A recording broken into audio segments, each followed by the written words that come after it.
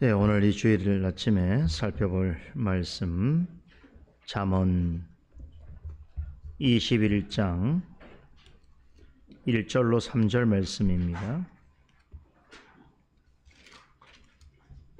잠언 21장 1절에서 3절 말씀까지 한 목소리로 읽도록 하겠습니다. 왕의 마음이 여호와의 손에 있음이 마치 보의 물과 같아서 그가 임의로 인도하시느니라. 사람의 행위가 자기 보기에는 모두 정직하여도 여호와는 심령을 감찰하시느니라. 의와 공평을 행하는 것은 제사 드리는 것보다 여호와께서 기쁘게 여기시느니라. 아멘. 오늘은 잠언 해설 104번째군요. 104번째 해설 시간인데요. 이번 주부터는 잠언 21장 말씀을 함께 살펴보도록 하겠습니다. 전체적으로 보자면 잠언 21장에서 전하고 있는 교훈은 우리가 앞장에서 살펴본 교훈과 이어지고 있습니다. 지난주에 잠언 20장의 마지막 단락 6개의 구절을 살펴봤는데 그 중에 우리 맨 마지막 구절 한번 보시죠. 29절과 30절을 다시 한번 떠올려 보면 좋겠습니다. 잠언 기자는 젊은 자와 늙은 자의 비유를 언급하면서 지혜로운 자의 신앙은 계속해서 성숙해져 가야 하는 것이 마땅하다라고 하는 교훈을 전했지요. 힘과 패기가 넘치는 젊은이의 신앙 참 좋습니다. 그런데 우리가 더 사모해야 될 신앙은 아름다운 백발의 노인처럼 신중하고 깊은 지혜를 가진 성도로 자라나야 하는 것이지요. 지혜 있는 신앙을 가진 성숙한 성도로 자라기 위해서는 가장 먼저는 하나님의 말씀을 귀담아 들을 수 있어야 합니다. 그런 수준이 어디까지 이르러야 하는가 하면 하나님께서 자신의 영적인 유익을 위하여 주시는 훈계와 책망의 말씀조차도 귀담아 듣고 순종할 수 있어야 하는 것이지요. 자신의 귀에 달콤하고 자신을 만족해 주는 말만 들으려고 하는 것은 성숙한 성도가 될 수가 없습니다. 지난주에 언급한 히브리서 5장의 교훈에 따르면 영적으로 젖먹이 수준에 있어서 단단한 식물을 주어도 먹지 못하는 사람은 의의 말씀을 깊이 경험할 수 없습니다. 또한 하나님 모시기에 옳고 그름을 분별할 수 없습니다. 정상적인 신앙인이라고 한다면 반드시 자라나야 하는데 에베소서 4장 15절은 모든 믿는 자들을 향해서 오직 사랑 안에서 참된 것을 하여 범사에 그리스도에게까지 자라나라라고 명하고 있습니다. 이 말씀 앞에 두 구절을 두고 이렇게 영적으로 자라나야 하는 이유를 설명하고 있는데, 첫째는 그리스도를 아는 일과 믿는 일에 하나가 되어서 하나님 앞에서 온전한 사람으로 그리스도의 장성한 분량이 충만한 데까지 자라나야 하기 때문이고, 둘째는 인간의 얕은 속임수나 간교한 술수에 빠지거나 온갖 세상의 교훈에 흔들리거나 이리저리 밀려 다니지 말아야 하기 때문입니다. 성도 개인이나 교회의 신앙은 성숙은 말씀 안에서 얼마나 바르고 든든하게 서 가는가에 있습니다. 이것은 성경 전체가 강조하고 있는 매우 중요한 교훈인데요. 지난 주까지 살펴본 잠언 20장은 이렇게 우리의 신앙 성숙에 관한 교훈으로 마쳤습니다. 이어지는 21장도 우리를 보다 더 지혜롭고 성숙한 신앙으로 인도하는 교훈을 전해주고 있습니다. 오늘 21장에 나오는 첫 세 구절은 우리에게 매우 중요한 신앙 성장에 있어서 반드시 필요한 교훈을 전해주고 있는데, 이 세 구절을 중심으로 해서 오늘 본문이 우리에게 주는 의미와 교훈을 상고해 보도록 하겠습니다. 자, 잠언서에 보면 참된 지혜를 가리켜서 여호와를 경외하는 것이다 라고 전했습니다.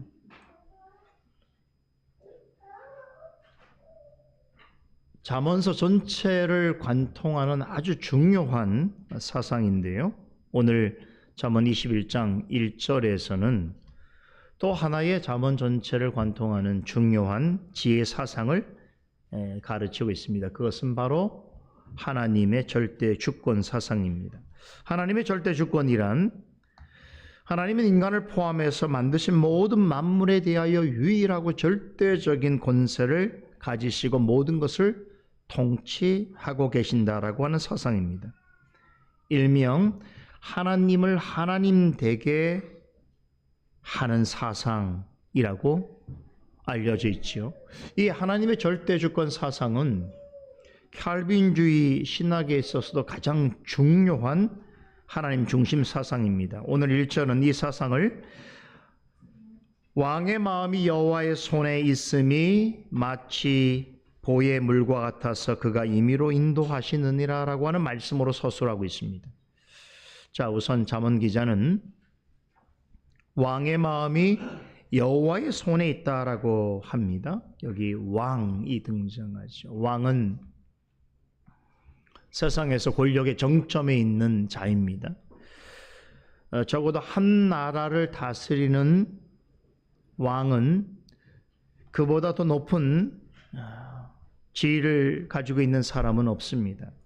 왕은 세상에서 가장 강력한 권력을 가진 자이고 가장 큰 자유를 구가하는 사람입니다. 그런데 성경은 하나님을 세상의 왕들을 세우시고 다스리시는 분으로 묘사합니다. 성경에는 많은 이방 왕들이 등장합니다. 그 중에 가장 대표적인 두 사람을 꼽으라고 한다면 바벨론의 느부갓네살 왕과 페르시아의 고레스 왕일 것입니다. 두 나라 모두 고대 근동의 패권을 장악한 대국입니다. 바벨론의 느부갓네살 왕은 남유다를 정복하였습니다. 마지막 정복 때는 예루살렘 성전과 성벽이 완전히 파괴되었습니다. 그리고 유대아 백성은 포로가 되어 바벨론 땅으로 끌려갔습니다. 이후에 바벨론은 페르시아 왕국에 의해서 멸망당했습니다. 바벨론이라고 하는 거대 제국을 무너뜨린 페르시아의 초대 왕이 고레스입니다. 그는 바벨론의 포로로 잡혀왔던 유대인들이 고국으로 돌아갈 수 있게 해주었습니다.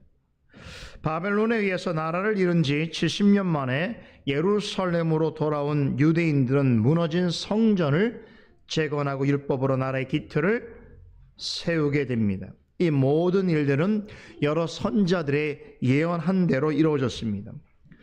자, 그런데 여기서 한 가지 흥미로운 점은 바벨론의 느부갓네살 왕과 페르시아의 고레스 왕은 철저하게 하나님의 다스리심을 받았다는 것입니다. 이들은 이방 나라의 왕들이었음에도 하나님께서는 그들을 자신의 종처럼 부리셨습니다. 다니엘서 4장을 보면 느부갓네살 왕의 경우에는 한때 그가 모든 권력의 정점에 있었고 당대 모든 나라들 중에 최강국의 권력자로 있었음에도 불구하고 하나님께서 개입하셔서 그가 정신을 잃어버려 짐승처럼 몇 년을 들에서 지내게 되었습니다. 그때 하나님의 도우심으로 그가 회복하여 다시 왕직에 복귀하게 되었을 때에 그가 왕궁으로 돌아와서 다음과 같이 하나님을 찬송했습니다. 다니엘서 4장 34절에 이렇게 기록하고 있습니다. 하늘을 우러러 보았더니 내 총명이 다시 내게로 돌아온지라. 이에 내가 지극히 높으신 자에게 감사하며 영생하시는 자를 찬양하고 존경하였느니 그 권세는 영원한 권세요 그 나라는 대대에 이르니로다 라고 고백했습니다. 비록 하나님을 알지 못하는 이방의 왕이었지만 그는 자신에게 인생에 있어서 개입하시고 자신이 다스린 나라를 이루어 가시는 이가 지극히 높으신 하나님이라는 사실을 인정하고 고백했습니다. 하나님께서는 페르시아의 고레스 왕이 바벨론에 잡혀온 유대 백성들을 그들의 고국으로 돌려보내기 위하여 조서를 만들고 반포하는 일에 있어서도 그의 마음 가운데 역사하셨습니다. 그래서 고레스는 유다 백성들이 고국으로 돌아가게 했을 뿐만 아니라 그들이 돌아가서 하나님을 위해서 성전을 건축하라고 명하기까지 했습니다. 바벨론 왕 느부갓네살이 자신의 군대를 이끌고 예루살렘을 정복하고 유다 백성들을 사로잡아 간 일이나 고레스가 바벨론을 멸망시키고 페르시아 제국을 건설한 후에 바벨론에 있던 유대 백성을 본토로 귀환하게 한 일 역시 역사의 흐름 속에서 매우 우연하게 일어난 일처럼 보일 수 있습니다만 성경은 이 역사적인 일들이 모두 하나님의 전적인 주권과 간섭으로 이루어진 일이라고 증거하고 있습니다. 영국 런던의 중심부에 세계적으로 자랑하는 대형 박물관이 있습니다.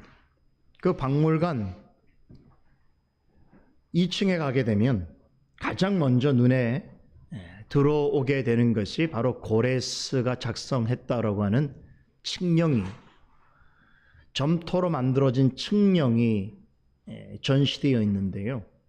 우리처럼 성경을 잘 아는 사람들은 그 칙령을 보는 순간 정말 놀랍죠. 그야말로 소름이 돋지요. 저도 그걸 보는 순간 그 영국 박물관에 참 위용 있게 자랑하듯이 선보이고 있는 그 고대 모든 그 역사의 증거물들이 그 하나님의 놀라우신 전적인 주권과 섭리 가운데 되어진 이라고 하는 확신을 갖게 됩니다. 그죠? 인류 역사에 있어서 그토록 놀라운 역사의 증거들이 우리가 보고 있는 성경에 기록된 대로 되어졌다는 것은 정말로 놀라운 일이 아닐 수 없지요. 이런 사실은 모든 역사가 하나님의 주권 가운데 이루어진다는 것인데 오늘 본문은 이 사실을 왕의 마음은 마치 보물 같고 여호와의 손에 있다라고 하는 비유로 설명하고 있습니다. 왕의 마음이 여호와의 손에 있다는 것은 세상에 가장 권세 있는 자의 마음도 하나님의 주권 아래 있다라고 하는 뜻인데요. 이것을 보에 흐르는 물로 비유하고 있습니다. 우리가 보기에 강물은, 그 도도히 흘러가는 강물은 자유롭게 자신의 뜻을 따라서 힘있게 흐르는 것처럼 보입니다. 그러나 사실 양편으로 쌓여진 보, 즉 강둑에 의해서 방향이 조정되어집니다. 하나님은 세상에 있는 권력자들의 마음도 그렇게 인도하시는 분이십니다. 보가 물길을 인도하듯이 하나님께서는 권세 가진 자들의 마음을 제어하시기도 하시고 기뻐하시는 방향으로 이끄시기도 하십니다. 성경에는 방금 전에 제가 언급한 느부갓네살이나 고레스 말고도 일반 역사에서도 중요하게 취급되는 이방 권세자들이 많이 언급되죠. 우리 사도행전을 통해서도 그리스 로마 시대에 있는 여러 통치자들을 만났었는데요. 이들은 당대의 최고의 권력을 가지고 있었습니다. 하지만 그들의 권력은 모두 다 하나님의 통제 아래에 있었습니다. 그런 점에서 볼 때 성경에 나오는 유명한 왕들은 그들이 악행을 저질렀든지 아니면 선행을 행했든지 간에 하나님의 크신 뜻을 이루는 데 쓰임받은 하나님의 종들이었습니다. 지금 우리 시대의 통치자들도 마찬가지입니다. 좋은 통치자든 나쁜 통치자든 간에 하나님의 주권과 공의를 실현하기 위하여 쓰임받고 있는 하나님의 도구에 불과합니다. 세상을 호령하는 최고의 권력자라고 하는 왕과 통치자도 하나님의 주권 아래 머물러 있다면 하물며 보통 사람이야 말할 것이 없습니다. 하나님은 자신의 기뻐하시는 뜻대로 사람의 마음을 다스리시고 움직이십니다. 그런 방식으로 하나님이야말로 유일한 창조주시요 절대 주권자이심을 드러내십니다.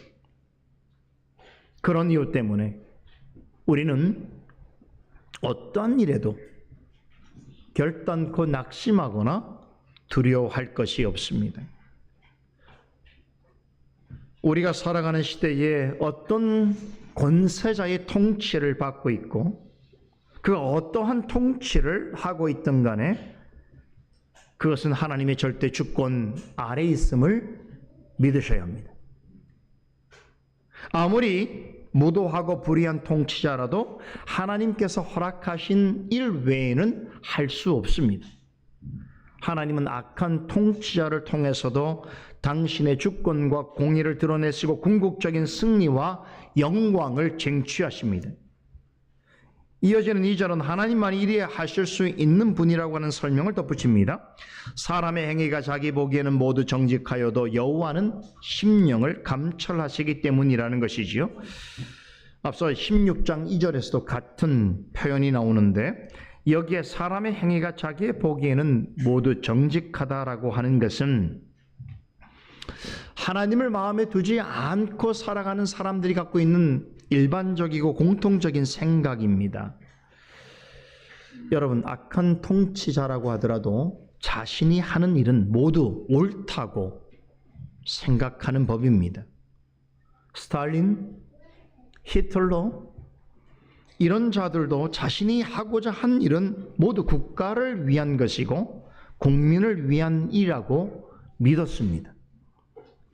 악한 통치자만 이런 생각을 가지고 있는 것이 아닙니다. 누구든 처음부터 자신이 하는 행동이 나쁘다는 것을 알면서 하는 사람은 매우 드뭅니다.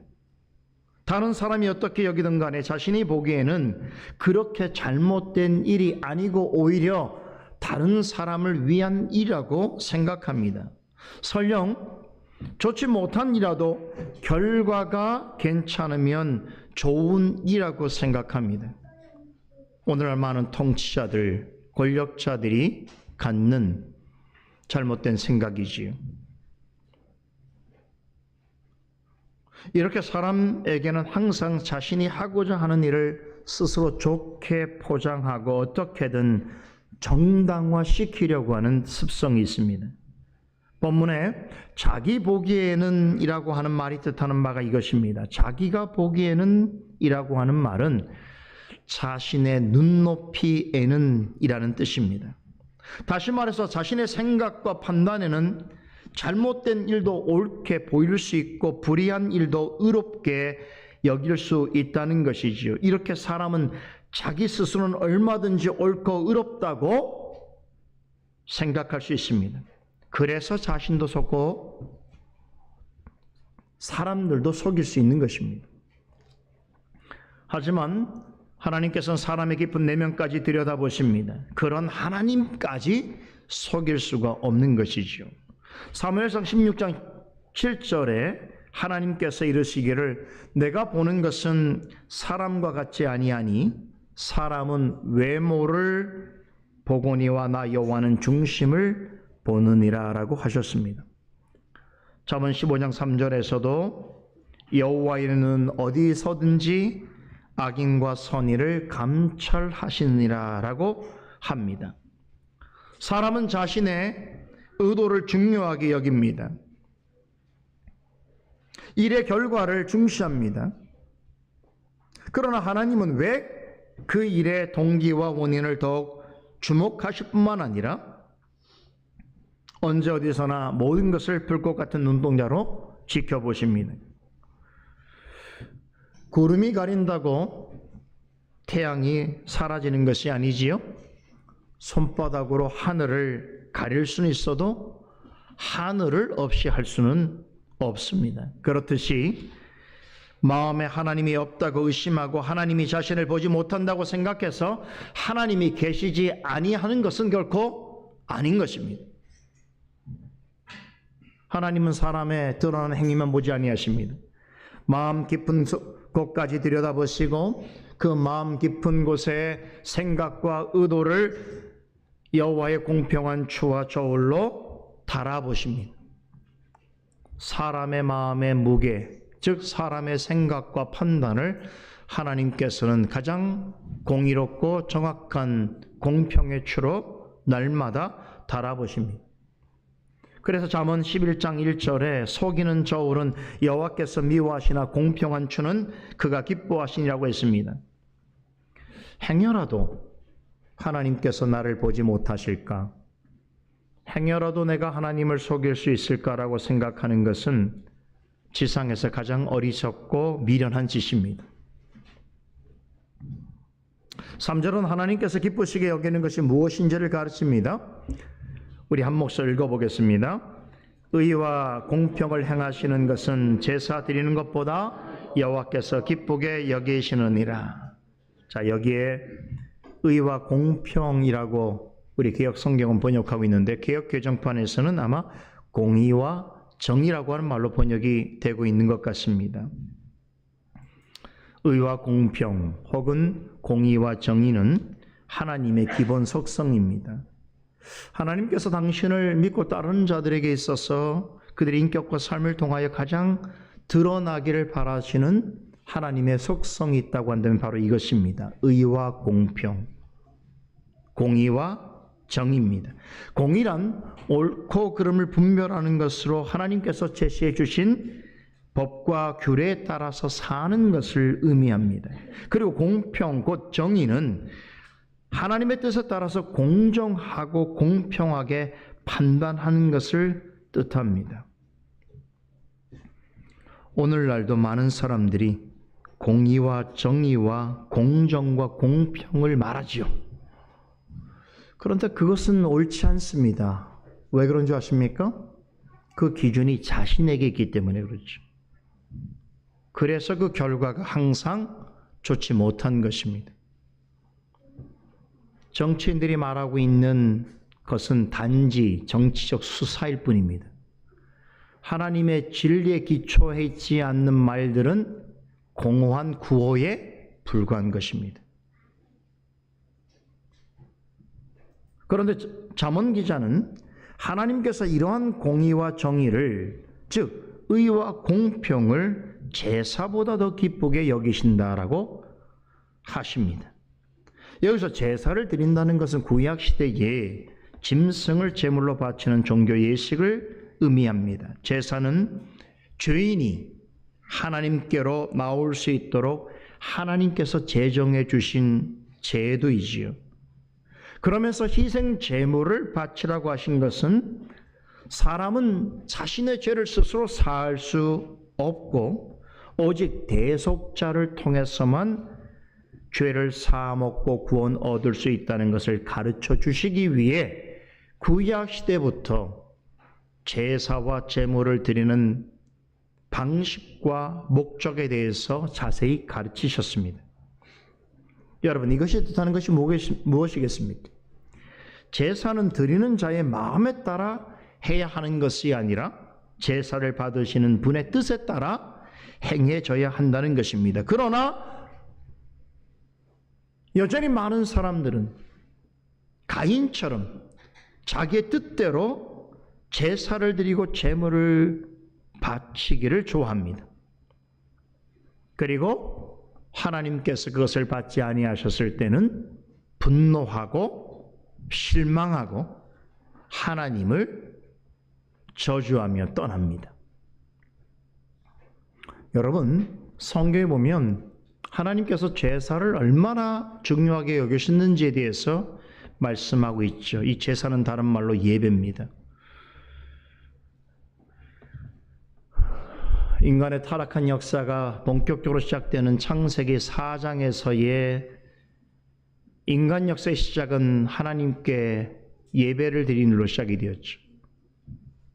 가인이 예배를 드린 일로 인해서 결국 살인을 저지르는 것이 인간 역사의 시작입니다. 놀랍지 않습니까?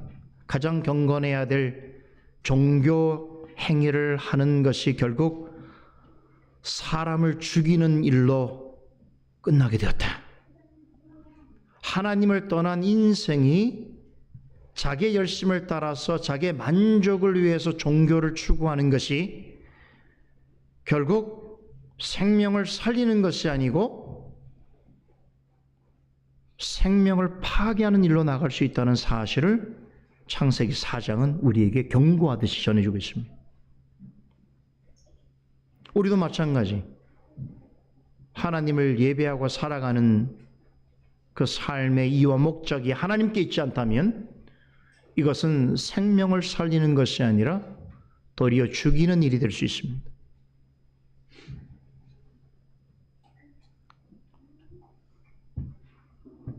사울왕도 제단에는 제물을 하나님께 드리면서 그것을 옳은 일이라고 생각했지요. 그러나 하나님께서는 그것을 받으시기는커녕 가증히 여기셨습니다. 하나님은 모든 제사를 다 받지 아니하십니다. 악인의 제물은 미워하신다고 했습니다. 사울왕처럼 불의한 마음으로 드리는 제물은 하나님께서 그 어떤 것이라도 받지 아니하십니다. 2절에 언급한 대로 사람이 자기 딴에는 부족함이 없이 정직하게 행하는 것 같아도 하나님의 뜻에서 벗어난 생각과 행위로 드리는 제사와 제물이라고 한다면 하나님 그 어떤 것도 받지 아니하십니다. 세상에서 어떻게 살아가든 간에 종교 행위를 한 것으로 스스로 만족스러워하는 예배는 결단코 기뻐하지 아니하십니다. 하나님께서 세상에 영광 받으실 사람이 없어서 나와 같은 여러분 같은 사람을 꼭 불러다가 이 자리에 불러놓고 여러분들이 와야만 하나님께서 영광 받으실 것 같다고 생각하는 것은 착각입니다. 우리가 없어도 하나님은, 우리가 하나님을 찬양하지 않아도 돌들을 입을 열어 찬양을 받으시는 주권자이십니다. 우리와 상관없는, 하나님과 아무런 상관없는 인생임에도 불구하고 우리로 하여금 이 하나님을 찬양하고 예배할 수 있도록 우리를 구별하여 주시고 이끌어 주신 은혜를 생각지 아니하고 하나님 앞에 마치 종교 행위를 하듯이 자기의 의를 드러내듯이 자기를 자랑하듯이 자기를 인정받고 싶어서 하나님 앞에 나오는 것은 어떤 행위라도 하나님께서 즐겨 받지 아니하십니다. 하나님께서 기뻐하시는 것은 무슨 일에서든지 공의롭고 정의롭게 행하는 것입니다. 이것이 우리의 삶의 모든 영역에서 드러나기를 원하십니다. 그러므로 우리는 우리의 삶의 모든 영역에서 하나님의 공의와 정의를 생각하면서 그 하나님을 의식하는 고람대오의 정신으로 살아가야 하는 것입니다. 하나님께 나올 때에 몸만 가지고 나와서는 안 됩니다. 하나님께서 기뻐하시는 삶의 예물을 가지고 감사함으로 나와야 하는 것입니다. 그리고 하나님께 신령과 진정으로 곧 성령 하나님과 진리로서 예배해야 하는 것입니다. 그래서 예배를 잘 준비하시라는 거예요. 오늘 성찬이 있는 날이죠. 이런 날은 특별히 준비하셔야 돼요. 하나님께서 이런 날들을 구별하여 주신 것은 우리의 본질적인 연약함을 너무나 잘 아시기 때문에 우리에게 이런 날들을 통해서 다시금 우리의 삶을 돌아보고 거룩에 참여하는 것이 무엇이고 거룩한 하나님 앞에 나아간다는 것이 어떠한 일인가를 깊이 생각하라고 구별하여 주신 것입니다.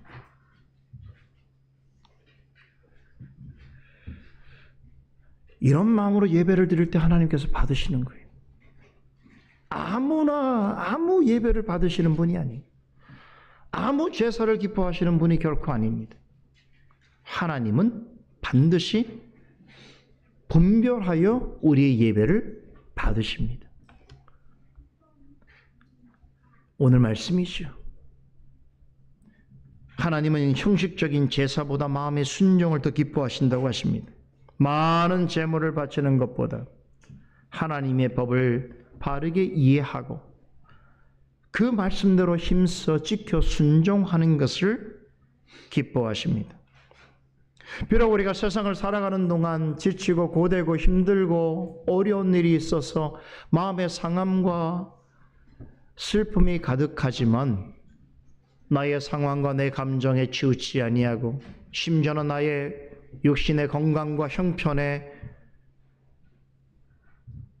매몰되지 아니하고 그런 인생임에도 불구하고 나로 하여금 예배받으시기 원하시는 하나님의 말씀에 의지하여 하나님께 나와 예배 드릴 때에 하나님께서 그 마음을 기뻐하시는 거예요.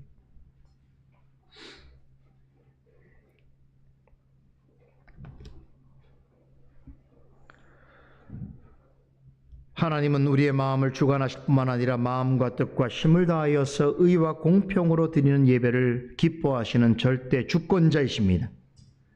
물길은 항상 강둑을 따라 흐르듯이 오늘도 하나님께서는 우리의 마음을 인도하셔서 하나님을 예배하는 이 자리로 우리를 이끌어 주셨습니다. 우리 스스로 온 게 아니에요. 하나님이 우리의 마음 가운데 두신 보를 따라 우리의 마음의 물이 흐르듯이 하나님 인도하는 자리로 오게 된 것입니다.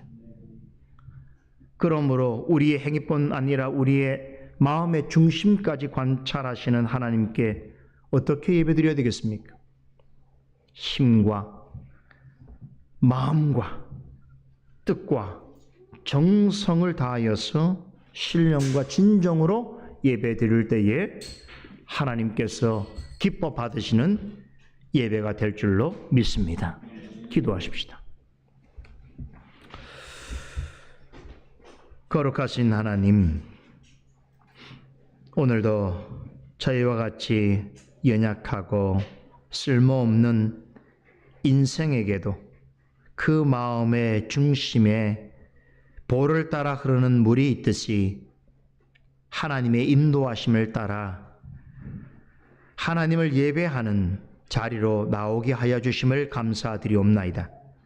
그러므로 우리의 모든 삶이 하나님의 주권적인 섭리와 간섭하심 가운데 있음을 알게 하시고 겸손히 주님 앞에 나와 예배드리는 것이 우리 인생의 가장 큰 복이요 기쁨인 줄을 알게 하여 주신 것을 감사합니다. 이 자리에 계신 주의 백성들이 하나님 보시기에 기뻐하실 만한 예배자로 나아갈 수 있도록 인도하여 주시옵소서.